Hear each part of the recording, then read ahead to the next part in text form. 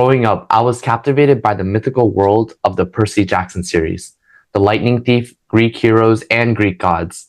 But what truly grabbed me was the cover art, adding an enchanting visual to the tale of gods, heroes, and epic adventures.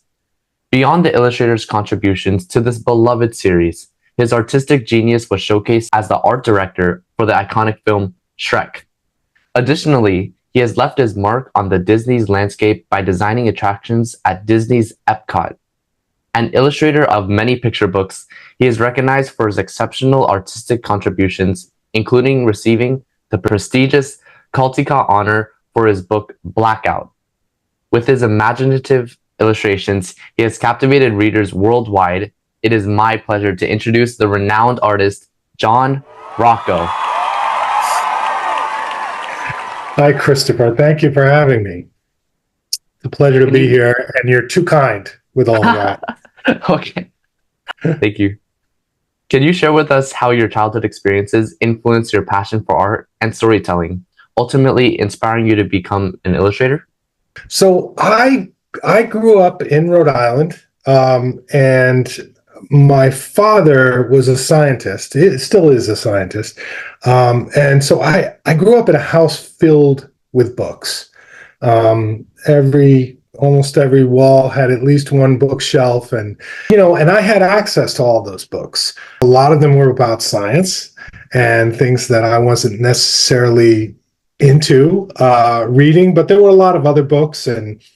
But what really captivated me was down in the basement of our house, there was a trunk that my father had, and inside I discovered all of these classics illustrated comic books from the 1950s and 60s. And what I loved about them, even though the insides were typical comic book art of that time period, the covers were gorgeous. These beautiful paintings. And I think that was the first time it sort of hit me that somebody actually does this, and makes these paintings for a living. And I think that all kind of sank back in the recesses of my brain. And it wasn't until many years later, when I was going to college, not to study art, because I didn't even know I had any skills in that area. I was studying engineering, and I was living with an illustrator by the name of Fred Lynch, who does wonderful editorial illustrations, and I was just blown away by his process and how he basically worked from home and made these beautiful pictures, and that was how he made a living. And I thought, that is something I could get into. And so I tried it. And with his help, I was able to put together a portfolio and go off to art school. And I was immediately intrigued by children's books, because I felt like it was a really interesting medium to tell stories. This sort of 32-page structure to tell a story visually. I eventually became a visual storyteller, whether that was working on films or television or commercials or theme parks or video games. To me, it was all about visual storytelling. I only made one book right out of school, and then I worked as an art director for about 14 or 15 years before I decided I wanted to go back to making children's books. I had a lot of different childhood experiences that really influenced the storytelling that I do now. I was a latchkey kid of the 70s. So when I got home from school, my parents were still at work. And so, you can get into a lot of different trouble and things, but you're left to your own devices, and so a lot of my picture books kind of stem from that childhood experience. I understand you've been involved with the Children's Book Creators for Conservation. CBCC. This is something I started with my wife, Haley Rocco. And we started it very recently. As of last year, I think around this time, we decided to create this organization. And It evolved from a trip that my wife took to South Africa to do some research for a book we were working on called Hello, I'm a Pangolin. And she wanted to, see a pangolin in the wild. She got together with this organization called Wild Tomorrow, and they're a nonprofit that's actively rewilding parts of South Africa. And when she came back from that trip, she was so blown away by her experience. The first thing she said to me was, we have to go back and we have to bring others with us. And so we decided to create this organization or this group called the Children's Book Creators for Conservation. With our initial concept behind it was to bring children's book creators to the field to actually experience and work with conservationists so that they could come back and tell those stories to young readers. The ultimate mission of the CBCC is to really make strong connections between young readers and conservationists working in the field, wherever that may be. And so as we grow and expand and figure out new places to go and how we can get that content to schools everywhere, we're getting ready for our second trip, which we haven't picked the dates yet, but we're going to go back to South Africa with 7 new children's book creators and writers and illustrators, and we go from there. Yeah. In what ways do you believe children's literature can uniquely contribute to the raising awareness about conservation and environmental issues in comparison to other forms of media or communication? Any media or communication is a great way to, raise awareness, for sure. I make children's books. So for me, that's the medium that I work in, and that's the medium I understand. And I also think that, getting these stories to young readers can really help make awareness and build empathy. Not only for animals, but for wild spaces and caring for our planet. There's an organization in South Africa where the poaching of rhinoceros, it's horrible. And the reason it's done is because on the black market in Asia and Vietnam and other areas, rhino horn is considered medicinal properties. But it's also made out of the same thing as your fingernails. The poaching epidemic has not only brought the rhinoceros populations to its knees, it's actually made certain rhinos, like the northern white rhino, is extinct now. There's only one female left alive in all of Africa. Basically, this organization that we met with in South Africa, they're actually doing artwork with kids all over Africa, having them draw, rhinos and what they perceive as rhinos and what it means to them to see a rhinoceros. And it's interesting because a lot of these children, they know rhinos because maybe their father's a poacher or their uncle's a poacher. And so the drawings that they were making are like these, bloody rhinos with their horns hacked off, and all of this stuff. And what he's been doing is taking this artwork and actually trading it with children in Asia, schools in Asia, and they're having this art exchange program. Like I'm talking to you now, you're not going to go out and buy rhino horn powder tomorrow, right? Because you're a smart guy. It's fingernails. Yeah. And if you saw an actual rhino horn, it forms this very hard thing. And so the only method right now to protect these rhino is by trimming their horns. It sounds brutal, and in a way it is, but it's actually like trimming fingernail. And they cut it back, and then that prevents someone from killing this rhino to get its horn. We kind of got off topic a little bit. I think that connecting with kids with stories of what is happening in the real world and why we need to do all of these conservation efforts, is a great way to, like I said before, not only build empathy, but to raise awareness and to get children excited. And that's why my wife and I have been doing this series of books called Meet the Wild Things, like the penguin book I showed you.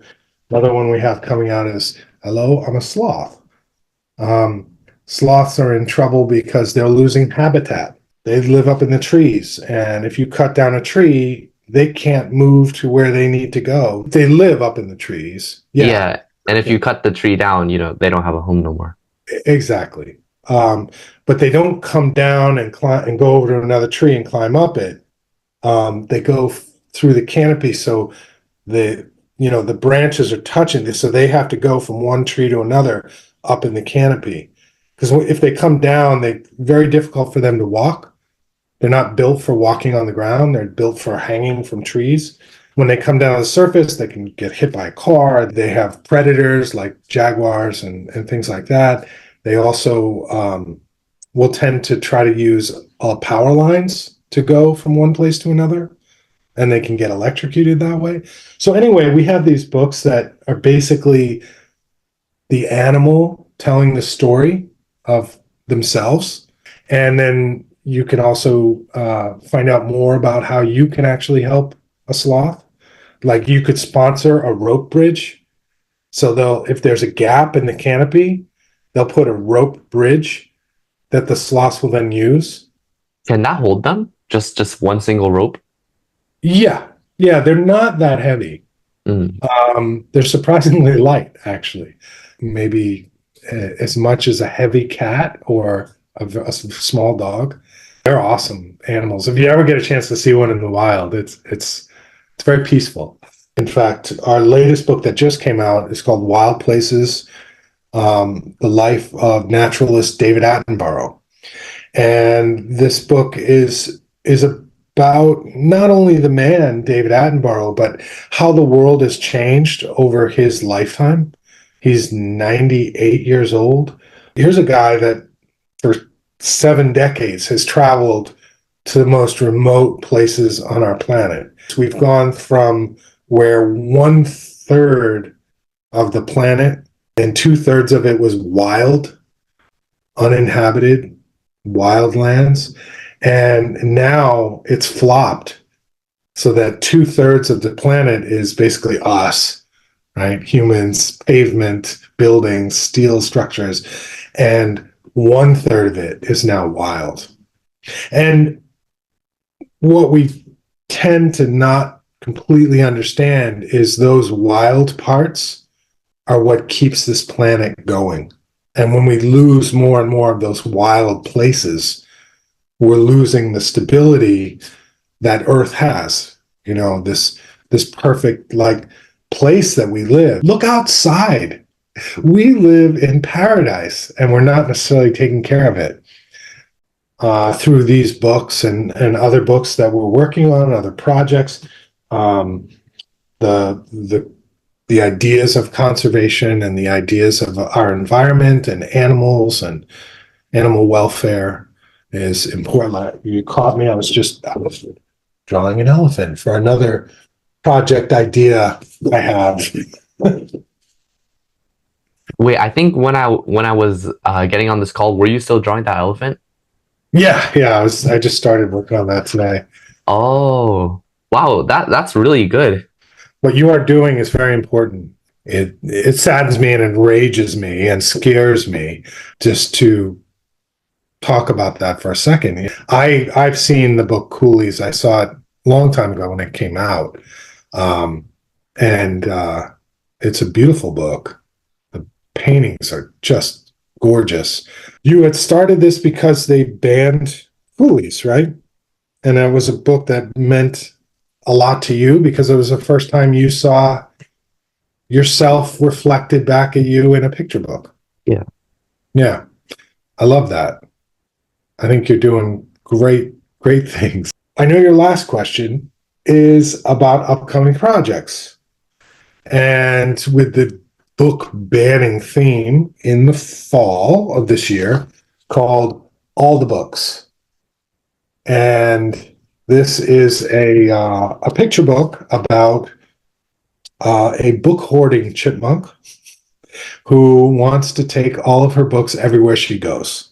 And as her collection grows and grows, she realizes she can't really do that until she discovers a library where they have all the books, which is what every library should have. You have that power, right, to go to the library and say, yeah, no, not this one, but maybe this one. But it's not your right to take away that opportunity for another child to read a book that they may connect with, that might mean something to them. Librarians kind of define what is in the library and what's not in the library, right? So we have to hope and trust that they'll put in all the things that we need, which I hope is all the books, right? Yeah, because I do agree with you. If you never saw the book Coolies, you might not have started this whole thing. I'm not even sure if I would have. Yeah. Yeah. I mean, we need to know, like, if we don't know history, we don't learn anything. Exactly. We don't learn from our mistakes. We don't learn, and so much of American history is swept under the rug. It's kind of unbelievable to me.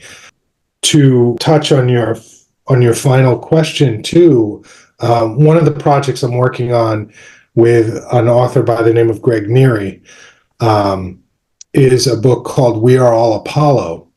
And when I was working on my book, How We Got to the Moon, I discovered many interesting stories about African Americans who worked in the space program during the 50s, 60s, 70s, and you don't see their stories told.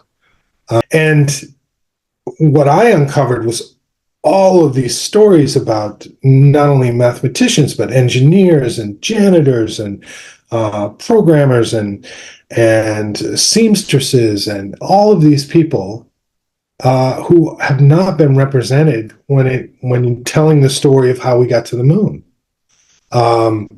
And what Greg and I kind of figured out was that this was all taking place during the big civil rights movement in the United States, and discovering how their stories intersected with what was going on with civil rights. That's another project that I'm working on right now. I'm always working on like 4 or 5 different projects. Keeps it interesting. Through his work, Rocco seamlessly merges artistry and advocacy, inspiring young minds to take action. As he ventures into new projects, we eagerly anticipate his impact on shaping a brighter, more environmentally conscious future. It's been an honor to explore the captivating realm of art and conservation with you. Thank you, John Rocco. Thank you, Christopher, and keep doing what you're doing. It's awesome.